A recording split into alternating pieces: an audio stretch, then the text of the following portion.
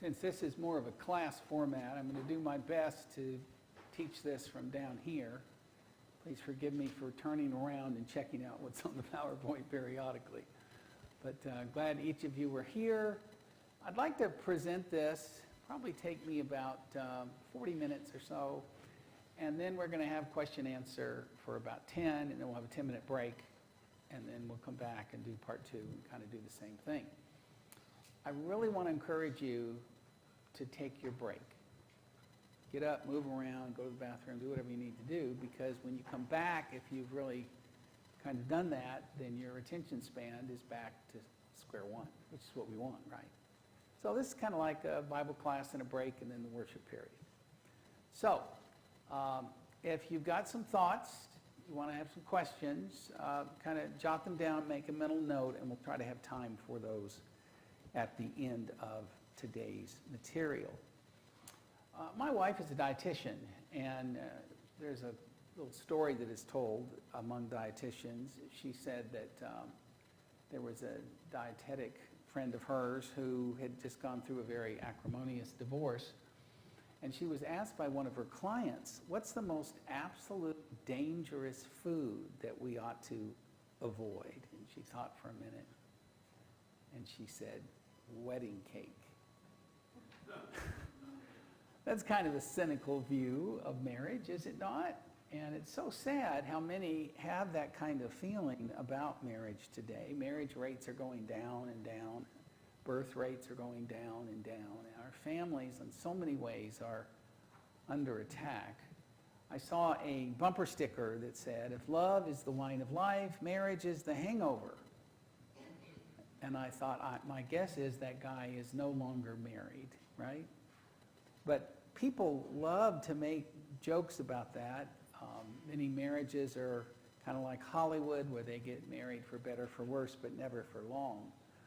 Does anybody know how long the average marriage in America lasts today? 8 years. When you take all the marriages and you compare them with all the divorces, the average marriage only lasts 8 years. And what is particularly alarming to me is how many of the divorces occur within the first 24 months. In many years, close to a third of the divorces occur. So when marriages fail, they often fail really early. And folks are so quick to enter into marriage with this idea of, well, if it doesn't work out, we can always get a divorce. They're marrying until divorce they do part, rather than until death do they part. And I also want you to know that I'm just as concerned as a marriage and family counselor about what's known as the marriage failure rate as I am the divorce rate. Now, the divorce rate is way too high, obviously, and we want marriages to stay together, but I don't want couples just to survive, just limp along. That doesn't give glory to God. I want couples to figure out how to really thrive. Now, no marriage, of course, is perfect because they're just made up of two imperfect human beings. But when you do psychological profile tests and you ask people that have been married 20 years or longer, how do you feel about your marriage? Only 17% of long-term marriages do both parties rate their marriage currently highly satisfactory. Wow, only 17%. What would it mean to the Lord's church if most of the marriages and families in the local church were in that top tier? They both find their marriages, not perfect, no marriage is perfect, but highly emotionally satisfactory. And if you could go back in a time machine and have it to do all over again, you'd propose to the same person, or you'd say yes to the same person. I mean, that's ideally what we want. And when the glory of God is at stake, it just seems to me that mediocrity is not an option. What I find most tragic, however, is that when you compare people that are atheist or non-religious folks to people that are religious, the divorce statistics are only slightly better for those that are religious. Ought not to be that way. And I think one of the reasons that's the case is that so many people are not applying what God would have us to do. And so we want to make sure that we don't just have an average marriage. We don't want to do what everybody else is doing. In fact, one of the objections I sometimes get to my marriage seminars is people will say, well, I don't know of very many people who do that kind of thing. Ask permission before you criticize someone. Who does that? Well, not very many, but those who do benefit greatly from it. And so I don't want to have just an average marriage. I don't want to have an average family, because the average family is a mess, right? And so you have to do things that are countercultural. You have to go against the grain and be someone, as a person that's trying to serve God, that really does some special things that make your family really unique. When I was in college, one of the most favorite and famous songs that was out was by the Righteous Brothers. It's called "You've Lost That Loving Feeling." You never close your eyes anymore when I kiss your lips. There's no tenderness anymore in your fingertips. And we've just lost something really special. We've lost that loving feeling, and it's gone, gone, gone. And the sad part is most people think once they've lost it, they can never get it back. And that is just a lie from the devil himself. And yet, if you don't take a lot of time and effort to pay attention to your marriage and your family, the passion that you originally had at the altar is just going to fade and go away. A marriage is very much like a fire. If you don't attend to it, if you don't watch it and constantly add more logs and make sure you keep the fire going, it's eventually going to go out. I think men, particularly sometimes, when they stand at the altar and instead of just saying, I do, they say, I'm done. I've got my wife now. I've won her heart. Now I can go ahead and climb the corporate ladder or do these other things. And they kind of take their spouse for granted.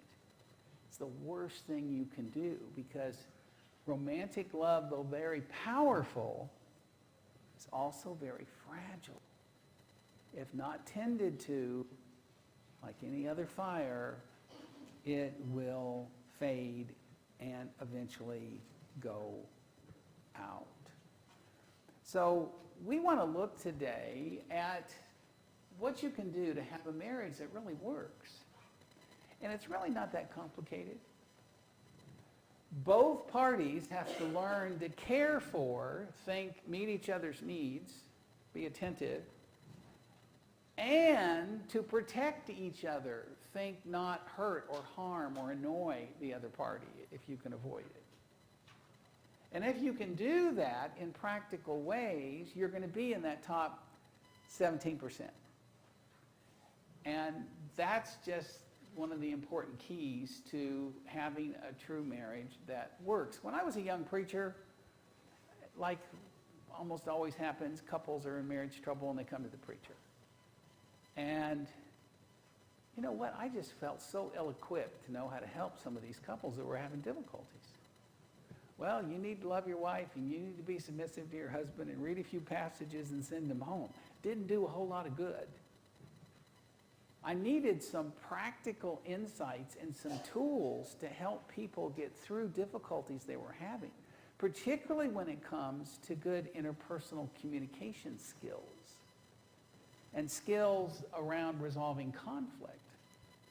Wish I had more time to talk about biblical principles in resolving conflict, but we only have so many slots.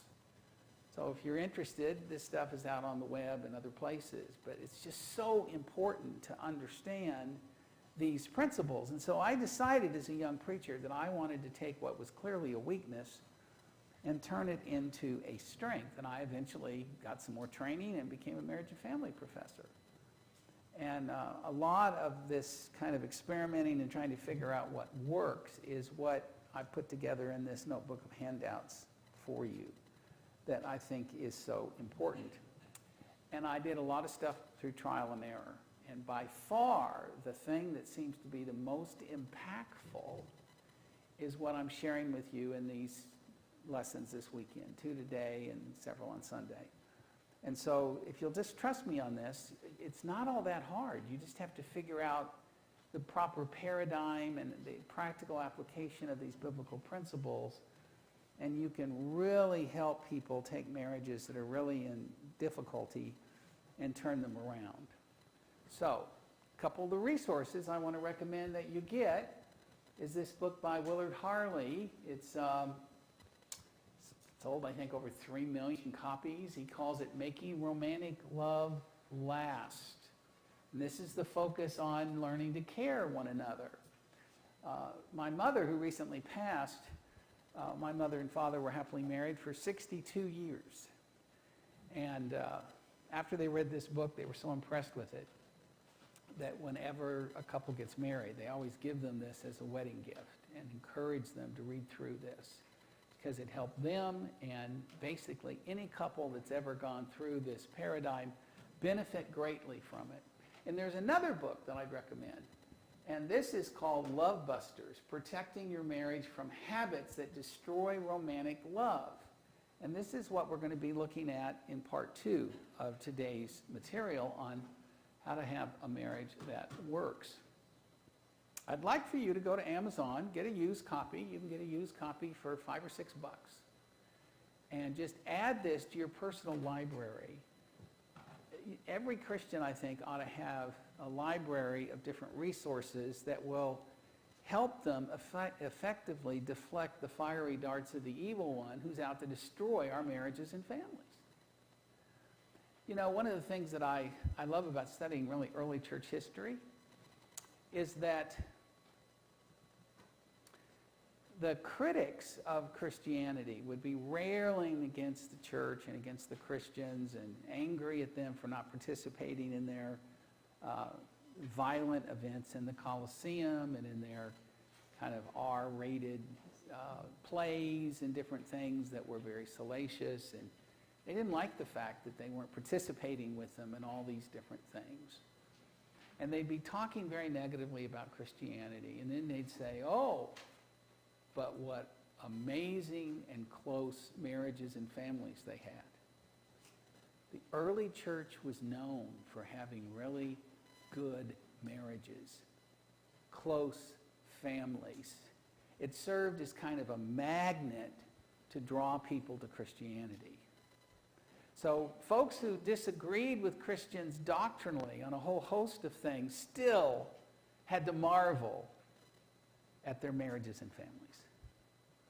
And my goal is to try to help that be the case for local faithful churches around the world. And there's no reason why that cannot be the case for us, and certainly for the church here at Pleasant Valley as well. So, however, this is written by a man.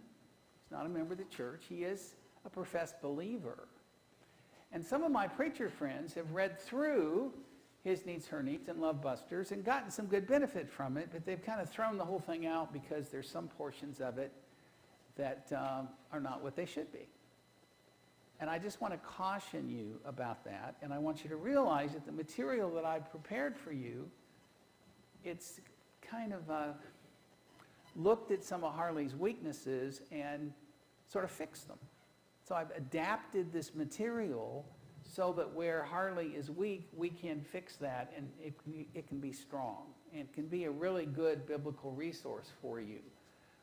One big problem you'll notice when you read His Needs, Her Needs is that Harley does not emphasize spiritual needs. He hardly mentions it. Well, marriage is a spiritual covenant. And so most marriage problems, I believe, ultimately are spiritual problems. And so you've got to fix that. And so the material I've shared with you does. So just kind of keep that in mind. He's not focusing on spiritual needs, which ought to be the most important needs that you deal with first in a biblical marriage. Secondly, he does not teach male servant leadership. He believes that the teachings about submission and all of that are just cultural things that were a reflection of the times. And so he just focuses in on negotiating everything as 50-50 and that kind of thing, instead of accepting the very practical, traditional, biblical idea that somebody's got to break the tie. Last time I looked, if you've got a creature with two heads, it's a monster. That's what you have oftentimes in a marriage that doesn't accept male servant leadership. And couples that accept this in an appropriate manner have less conflict and tend to be in that top tier. And for very good reason. God's plan works when it is put together in a balanced way. And though he certainly uses scriptural principles, I mean, you can just see it when you read it. I mean, when I read my first copy, I was writing in the margin, well, here's this verse and that verse. And some of the times he even quotes verses, but he doesn't give you the scripture, and he doesn't give God any credit. Shame on him. He was asked about this, and he commented that, well, I didn't want to limit my writings to simply a Christian audience. I wanted to have books that sell to everyone and help everyone, not just Christians. So he gave all these Christian principles, but carefully left out the fact that they come from the Bible. Well, I don't respect that. I think that's kind of like just out for merchandising for his own personal benefit. And this does help atheistic couples. I mean, lots of couples have benefited from this that are not religious. But boy, if you can put the religious context to this, I mean, it just puts it on a very positive track. And coaching people through this, if they will stick with it, has just really tremendous results. Occasionally someone will say, but you never went ahead and got your PhD in marriage and family therapy, did you? And I go, no. But with God's help, we get a PhD in results. And that's what matters. And you can get a PhD in results too if you just apply these principles, and it's not that hard to share with others, which is why I'm so excited about this material. So what you have in your hands today are keys to a successful marriage, and we're going to start off with keeping the love bank full. And I basically, as I said, I've used Willard Harley's material, but I have adapted it so that it's scriptural. And I think in doing that, we've got something that gives us a real winning formula. So we're going to look today at the introduction. And then part 2 is Overcoming Love Busters. Part 3 is the Bible class, Meeting Each Other's Needs at 9:30. And then those 3 parts will be divided up in that way. Today we're going to look at the love bank, the key to passion. Then we're going to look at the romantic myth, something that is believed by even many Christians, that is the devil's lie and very dangerous to marriages and to courting and relationships, but promoted by Hollywood. And then thirdly, we're going to look at the importance of the right kind of marital habits, which is why if you can focus on these principles when you're early married, you're likely to be much more successfully married. Okay, we're going to start with 1 Corinthians chapter 13. This obviously is the love chapter. And I want you to notice when you read this that there are 8 components of love. And I want you to notice that each of these components, isn't that interesting? This light doesn't show up on your screen. It's all right.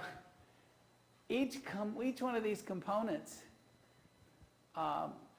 they're verbs. You know, love is patient and kind. Kindness has to do with things that you do. It's how you treat one another. We get all wrapped up in love as a feeling. But really, biblically, love is how you choose to treat someone, even at times when maybe you don't feel like it. Listen, it's a whole lot easier to act your way into feeling better than it is to feel your way into acting better. It's so true. I mean, when I was in academia, a lot of people didn't succeed in academia because they didn't want to study if they didn't feel like it. Well, most of the time they didn't feel like it. So they didn't study and they didn't do well. But those that were really successful, it's not just the ones that were smart. They just decided, you know, I've got some goals here and I don't feel like studying, but you know what? I'm not going to just wait till my spirit moves me. I'm going to move my spirit. And I'm going to go ahead and set up a time and I'm going to study regularly and I'm going to get my work done. And those are the ones that are successful in academia. And those are the ones that are successful in life. You don't just allow your feelings to motivate everything that you do or don't do. And so when it comes to love, primarily love is a decision. It's how you choose to treat the other person. And I like to think about these 8 components as love. It's like the Apostle Paul is saying, all right, let's assume love is white light. And you put this white light through a prism. And then that prism gives you these 8 colors of the rainbow, this beautiful collage of colors. You take love, the action of love, what it is practically, and you put it through a prism, and you get these beautiful 8 colors, these 8 actions of how you treat somebody if you're determined to love them. Love is patient and kind. Love does not envy or boast. It is not arrogant or rude. It does not insist on its own way. It is not irritable or resentful. It does not rejoice at wrongdoing, but rejoices in the truth. Love bears all things, believes all things, hopes all things, endures all things. Love, true love, never fails. I had somebody years ago come to me and say, you know, Brother Hunter, I'm sad to say it, but my wife and I's love, it's just dead. We just don't have any feelings for one another anymore. We've just been through so much. We don't really enjoy each other's company. We don't treat each other very well. We just want out. Time to just cut our losses and move on. The problem is, neither one of us have been unfaithful to the other, so we don't have grounds for divorce. So that's why we're here. And so I looked at this man. I was talking to him privately. His wife was somewhere else. And I said, this is what I want you to do. Here's the components of love. Here's some practical things that you can do. There's something called the Love Dare that you can do. It's 40 days of treating your spouse in a loving way. I want you to practice this Love Dare. In other words, I want you to go home and love her. And he goes, did you not hear me, Brother Hunter? I just told you our love is dead. I don't love her. What do you mean go home and love her? I go, yep. Go home and act toward her as if you love her. Because if you start treating each other in loving ways, it's amazing how over time the feelings will follow. So don't wait for the feeling to be there first. I mean, Jesus says love your enemies, right? God doesn't expect us to have warm feelings toward people that we see as our enemy. The point is, you may feel like punching them in the nose, but as a Christian, instead, you don't respond with a curse when someone curses you, but you respond with a blessing. That's what Jesus said. And so, if you understand that you can practice active goodwill even toward your enemies, surely you can have that toward your spouse and this other person that you've entered into a spiritual covenant with. So, yes, go home and love her. Treat her the way you would want to be treated. Think about your vows and follow your vows. Honor her, esteem her. And he goes, I don't think she deserves that. I said, maybe she doesn't, then do it for God. Do it because it's the right thing to do. Do it because that's what you promised her at the altar. Really is true. Love is primarily a decision. And if you decide, both of you, to do that for each other, the feelings will follow with a vengeance. So let's talk about the concept of the love bank. The love bank is pretty simple. Positive exchanges that you have with this other person are deposits, and negative exchanges are withdrawals. So you meet someone and you don't know them at all, you just met them. You have no visceral reaction to them when you're in their presence or when you hear their name because you don't know them. You're just an acquaintance at best. But then over time, you start having exchanges with them. Maybe you decide to date them, this person that you just barely know. And you have a really good time on that date, and you exchange each other's, jokes, and you enjoy each other's sense of humor, and you start looking forward to being with this person again in the future. And, as time goes on, you start making more and more deposits. And when you're dating the person, you put your best foot forward, don't you? And you present yourself in the best light possible. And so you tend to go out on dates and have fun, and it's all something that tends to create lots of emotional bonds over time. This person really listens to me. This person really cares. And so the more deposits you make, the more you have an intense feeling of attraction toward them. And of course, if you say something that offends the other person, or you say something that's hurtful, or maybe you forget your wedding anniversary, that's a huge withdrawal from the love bank, right? Because the person is hurt that didn't, apparently mean that much to you. So everybody that you get to know, you have these accounts that you set up in your heart for this person. And when you start dating with someone, eventually the love bank gets really high. In fact, you just can't wait till you can spend time with this person again. And you can't even hardly let them go. You're on the phone with this person and you say, I don't care, read me the phone book. I just want to hear your voice, right? I mean, we know that kind of being on cloud nine sort of feeling.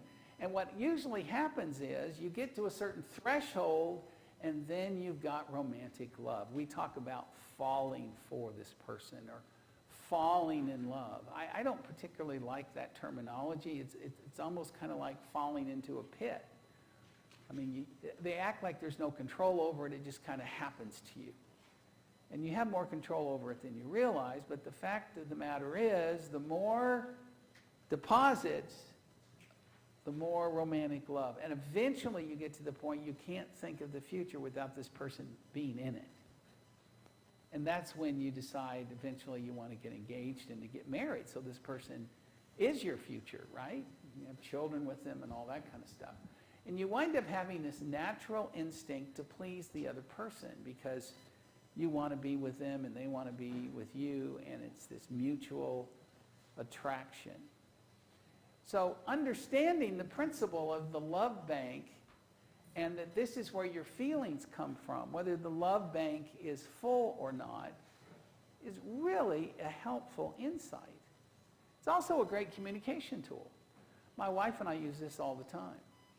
I'll want to do something and she'd really rather I not, and I'd say, now on a scale of 1 to 10, how big of a withdrawal is this going to be? I know that you'd rather I not do this, but I'd really like to. Can I go ahead and do this anyway? Is this going to be okay? She goes, no, it'd just be a small withdrawal. I go, okay, I can make it up with other deposits. She goes, you sure can. And so then I'll go ahead and do it. But at any rate, it's just a great, great way to kind of weight different decisions and different actions and just talk about it openly. Sometimes I'll wake up in the morning and I'll say, okay, honey, what can I do to fill up your love bank today? And usually when I ask that, I've got a bunch of chores that I need to do because that's her love language, is service. But understanding this is just really helpful. And as I said, romantic love can be very powerful, but it's also very fragile if it's not tended to. And when the love bank is empty, so how does your love bank get empty? This is what happens to most couples. You enter into marriage with a big reservoir of deposits, right? And then you kind of take each other for granted. And life happens, and you have to raise kids, you've got to go to work, you've got health issues. All these different things start occupying your time and attention. And then you're not going out of your way to be complimentary. You're not going out of your way to doing kind deeds for the other person. You're not making many deposits anymore. And on top of that, you may be frustrate and annoy or irritate the other party at different times. Welcome to the human race. Well, what happens if you start writing all these checks on a bank account and you're not making very many deposits? Well, over time, that bank account goes down. And this is what typically happens in marriages. You just take each other for granted and things are happening and you're writing checks but you're not making deposits, and you wake up one day and suddenly there's no feeling there anymore. That's what happened to that couple who came to me earlier who said, our love is dead, we don't love each other anymore. Well, that's just a way of saying the love bank is empty. That's all. It's not really an indication of, the health of your relationship long term. It just means, oh, I need to pay attention to the love bank so I can get those feelings back, because the feelings are a factor of whether the love bank is very full or not. Well, what happens if you don't pay attention to the fact that, I don't really have passion for this person anymore, and you continue to not go out of your way to make deposits and be thoughtful and kind and patient and all those things Paul said we ought to be, and yet you're still maybe neglecting each other and saying things that are hurtful and maybe calling each other names in arguments and different things that can be a big withdrawal from the love bank? Well, what happens if you continue to write checks when the bank account is empty? You get overdrawn at the bank, and you get all these bank fees and issues, and maybe you even hear from the banker who's fussing at you, wants to close your account. That's what happens when couples overdraw their account and they're not fixing the love bank, and they start to feel a lot of anger toward each other. And if they don't have this as a tool to understand what's going on, they tend to think, well, my relationship's just sort of falling apart. And sometimes they give up on the person. They usually don't give up on marriage and on love. They think, oh, I just married the wrong person. No, you just haven't figured out how to fix the love bank. It's really not that complicated. And there's a love bank summary for you on page 11 of your material. So, one of the things that was passed out to you today is a loose sheet that I want you, those of you that are married, to put up on your refrigerator. It's the constant reminder. What's the key to a successful marriage? Make sure the love bank is full. There's 10 emotional needs that we'll look at Sunday morning. And there are some love busters. And if you can make as many deposits as possible and make as few withdrawals as possible, then guess what? The love bank will be full and you will be happily married. You'll be in that top 17%. That's not that hard. This is an amazing paradigm. You can just constantly see where your marriage is at by asking each other, how's your love bank? How's our relationship? How am I doing in meeting your needs and in avoiding hurting your feelings or hurting the relationship? It's all about the love bank. And so that's why I want you to keep this on your fridge as a constant reminder. Now, let's talk about the romantic myth for just a moment. This is a lie that is believed by most people. Very destructive lie. Once you have it, romantic love, people think they can never lose it. In fact, even though people who go through premarital counseling have a 30% less chance of divorce than people who don't, I mean, we're talking about 4 or 5 weeks of class. Is that a good investment? You better believe it. But so many people are so, just overly confident about their love as being so unique and special. Oh, we don't need premarital counseling. We'll spend 10 grand or more on a wedding and focus on the wedding day instead of the real achievement, which is a long-term successful marriage. Amen? But it's just so great, and you're on cloud 9, and you're lost in each other's eyes, and you just think, man, it's you and I against the world, and they just don't realize, hey, you still got a 50% divorce rate. I mean, that ought to tell you that it's not always necessarily going to just work out so great because you feel so attracted to one another. But a lot of people think that once you've got it, if you've got this real person that by fate God has brought to me, and this is the one person out there that I can be happy with, then, man, it's just set for life because this is my soulmate. You'd be surprised how many people believe that out of the 7 billion plus people on the earth, that there's only one person that you're meant to be with and you can be happy with. And it's just baloney.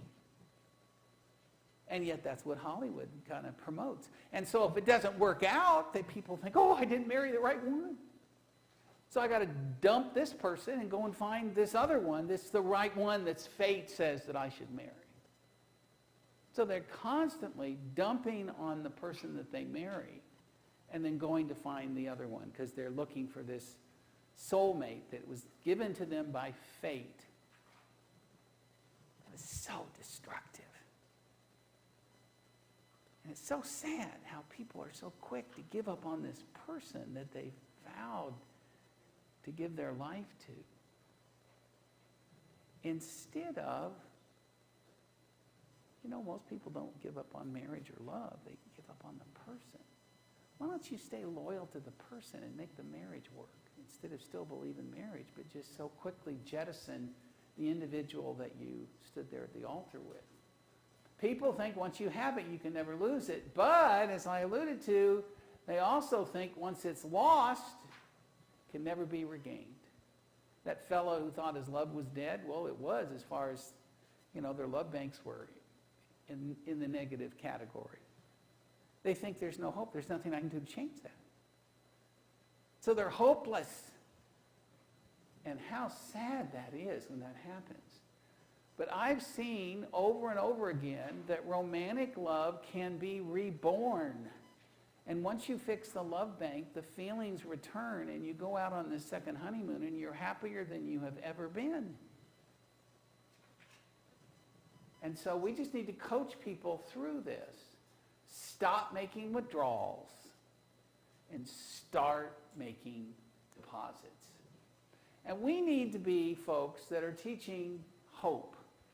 When I counsel Christians, and you can usually tell, especially in the woman's face, her eyes are just kind of glazed over and sullen and just, she hasn't been honored like she needs to be honored. And you can just tell there's just a sense of hopelessness. And it's just really, really sad. We need to have compassion toward people that are in unhappy marriages. It's one thing to walk down the beach holding hands on a romantic stroll. And it's another thing to wake up one day and realize you're in handcuffs. Suddenly that's not so romantic. You feel trapped with someone that really doesn't love you or that you love. So no wonder so many people bail. But if both parties come wanting to save this relationship, Jesus says all things are possible. Paul said, I can do all things through Christ who strengthens me. Now, this isn't something that's designed to be said before an athletic event. This has nothing to do with athletics. God doesn't really care who wins a football game. But he does care about your marriage, and he cares about things that are spiritual, right? And this helps you to overcome sin. I told this couple that you guys are both Christians, right? And they said, yes. And I said, so you believe in the second coming of Jesus and the fact that one of these days there's going to be a general resurrection from the dead? And there's going to be an afterlife? And they go, yes. I said, do you realize you serve a God by faith that specializes in the resurrection of the dead?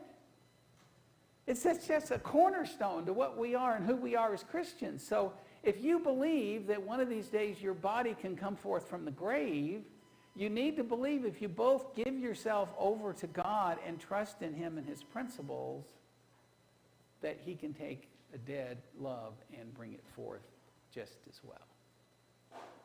Right? See, what I want to do in the first session is to have the couple leave with hope in their hearts. because they finally got a paradigm that makes sense so they can see what they need to do to fix the fact that the love bank is empty or overdrawn. Does that make sense? So there's two sides to marital conflict. Either couples fail to make each other happy because they don't continually pay attention to their relationship and prioritize it and do kind, nice deeds for one another. Or they make the other party unhappy by doing things that hurt or annoy or frustrate the other party. There's a failure to protect, failure to avoid withdrawals, etc. And as a coach, marriage coach, you've got to figure out what's going on. And you need to have good communication. And that's why I give you these rating forms that will help you to figure that out.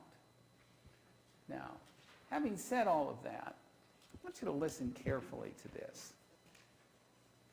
I am your constant companion. I am your greatest helper or heaviest burden. I will push you onward or drag you down to failure. I am completely at your command. Half of the things you do, you might as well turn over to me and I will do them quickly and correctly. I am easily managed. You must be firm with me. Show me exactly how you want something done, and after a few lessons, I will do it automatically. I am the servant of great people and, alas, of all failures as well. Those who are great, I've made great. Those who are failures, I've made failures. I'm not a machine, though I work with the precision of a machine plus the intelligence of a person.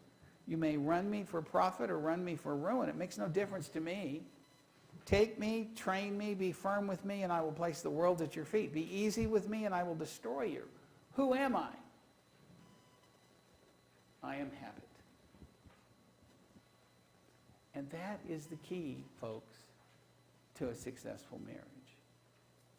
You just communicate clearly what your spouse needs, and then you start developing these habitual habits that are going to please your spouse.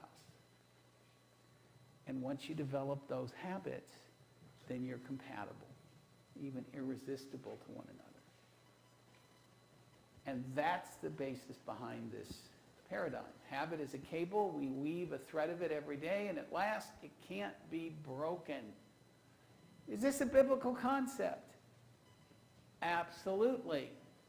1 Timothy 4 and verse 7, exercise, discipline yourself unto godliness. My dad's favorite Bible verse, Proverbs 16:3, commit thy works unto Jehovah, and thy purposes will be established. Proverbs 4:26, make level the paths of thy feet, and all thy ways will be established. In other words, you start a certain activity and you engage in that multiple times, and after a while it becomes easy. Practice makes perfect, right? So what's the key? Communicate clearly without defensiveness what your needs are and what hurts your feelings. The other party really needs to listen so you can develop new habits. Focus on the love bank and your spouse's needs instead of just reacting defensively. And this usually happens in 4 stages. I find this kind of almost humorous, but it's really true. The first stage is couples typically are unconsciously incompetent. You don't wake up in the morning and say, I wonder what I can do today to offend my spouse. Or what can I do today to just neglect his or her needs? People don't do that. They mean well, but they're not doing well. And they wind up offending their spouse or not meeting their needs, and they don't even realize that that's what's happening to them. See, they're unconsciously incompetent. But then when you have these communication exercises and you talk these things through and you go through this process, now you're more aware. That's why premarital counseling is so helpful. You go into the marriage aware of what really matters to your spouse. But anyway, then what happens is you go through the next stage, and I call this consciously incompetent. What do you mean, Brother Hunter? Well, let me give you an example. When my wife and I first got married, I had no idea that it was such an annoying habit for me to dog-ear pages of books or magazines. In my family, when you get to a stopping place, you just dog-ear the page of the book or the magazine, so when you come back later, you can find it. No big deal. Anybody else live in a family like that, where you dog-ear pages of books and magazines? Okay. My wife grew up in a family where that was rude. And you better use a bookmark. You don't dog-ear the page, especially if somebody else's book. So she came on one day and announced to me, "Why are you ruining my magazines?" I go, "What do you mean, ruining your magazines?" "Well, look what you've done here. You've defaced these pages." I go, "Defaced? You can read them just fine. I just dog-eared, so when I come back, I know where I left off. Don't do that, please. You're ruining my magazines." Oh, man, I had really hit a button. I had no idea. Well, okay. So what happened? I kept on dog-earing the pages of the magazines. Not because I intended to, but because it was a subconscious habit. I just had done it all my life. I hadn't thought anything of it. It's not that easy to change habits, right? So she goes, "I thought you weren't going to do this anymore. Look, you continue to ruin my magazines." I go, "Oh, I did? I'm sorry. I didn't even know it." "Well, if you really cared about me, you'd think a little bit more about this." "Well, yeah, I guess you're right." At any rate, you go through this period of time where you're consciously incompetent, and then what began to happen? I'd start to dog-ear the page of a book or magazine. Oh, I'm not supposed to do that anymore. That's a withdrawal from Gail's Love Bank, right? That's going to hurt her feelings, so I'm not doing that anymore. So what happens is you have a few kind of 3 steps forward, 2 steps back kind of thing, but after a while I became consciously competent. I stopped dog-earing the pages of books and magazines, and believe me, I would never do that to anyone's book or magazine. That's a part of who I am now. I always make sure I've got some sort of bookmark or something. And so I become consciously competent. And now, what happens after about 8 weeks of being consciously competent? I'm unconsciously competent. That's just who I am now. And my wife's real happy about it. Now, that may seem like a silly illustration, but that's what you have to do if you're really going to work toward compatibility. My wife and I get we almost chuckle. People look at us and they go, "Oh, you guys get along so well and you're so happily married. How lucky you are." And we look at one another and we tell them, luck has absolutely nothing to do with it. By the way, someone commends me about my wife and my marriage. I tell them, look it's not about luck. First of all, I'm supposed to give God the glory and the thanks for all my blessings. And the Bible says a prudent wife is a gift from Jehovah, right? And so she's an answered prayer, and she is a gift from God. And we have worked at our marriage because we've committed to do so before God. And it has not been easy. Our first couple of years were not very good. But we worked through it. And now she's pretty consciously competent about things that I like for her to do and to be. And yes, every year gets better than the year before. Heard that old kind of cheesy song that goes, I love you more today than yesterday, but not as much as tomorrow. You can do that. If you focus on the love bank, and every year, at the end of the year, you got more deposits and withdrawals in that particular year. You got more ultimate deposits toward each other than you did in your whole life before, and every year actually improves. I'm more passionate toward my wife now than I have ever been, and vice versa. And it didn't start off that way. Romantic love has been reborn. These are just practical applications of love. Husbands, show active goodwill toward your wives. Love your wives. It's not about a feeling. As Christ loved the church. Oh, I just love to go to the cross. I just can't wait. Are you kidding me? That was an act of the will that showed what real love is all about. Sacrifice. Wives are to love their husbands. You're supposed to love each other. Honor each other. Husbands, honor your wives, 1 Peter 3:7, and wives are to honor and respect their husbands. Both must learn to care for and protect each other in practical ways. And if you do that, even though you're going to have bumps in the road, every couple does, one of your favorite foods is going to be wedding cake. Because it's going to remind you of that wonderful day when you first vowed your lives to each other. Okay, that's part one. Does that make sense? Can you see why a couple could come kind of like, we don't know what to do, everything's just falling apart, and they walk out thinking, oh, okay, now we know what to do. And you just coach them through the process. Any questions or feedback before we have our break? Just explained so well, there's just absolutely nothing that you could come up with to ask, huh? By the way, how you doing on the criticism fast? We've had to reset several times. Had to reset a few times. Question, David, did you reset on your own, or did your beloved wife have to point out that that was a criticism? Mostly it's the guests in our home right now. Oh, okay, the guest in your home. Which means, that's actually a good thing, they were listening. Yes, they were listening, and they've been great to make comments. Okay, let's take about a 10-minute break, and we'll come back for part two. Thanks so much for being here.